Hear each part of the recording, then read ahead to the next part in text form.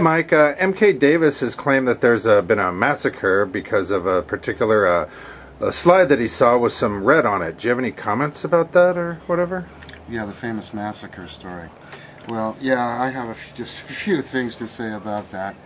Well, first of all, the idea of the massacre, according to MK, as I understand it, and I spoke to him directly about this way back before our conference last year, because he was going to be a speaker, and I asked him, where did he get this outrageous idea about a massacre, because it's such a quantum leap. And he said, well, I actually got the idea from one particular transparency that I looked at.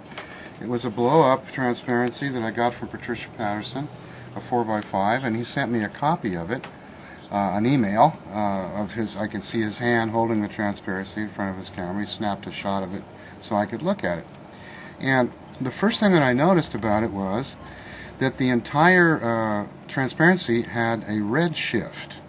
Now, I made my living before I became a Bigfoot guy doing graphic arts. And one of the things that you learn about in graphic arts when you're working with photography and photolithography is that there are problems with photographs wherein the inks in the photographs and the various media used to create the color can shift and cause a certain tint to a photograph that's unnatural.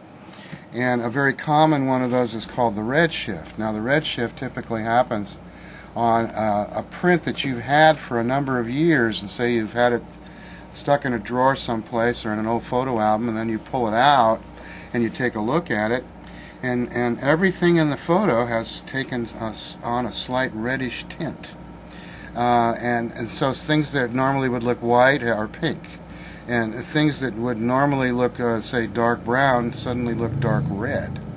And I believe that this particular transparency that MK Davis is working from has a red shift.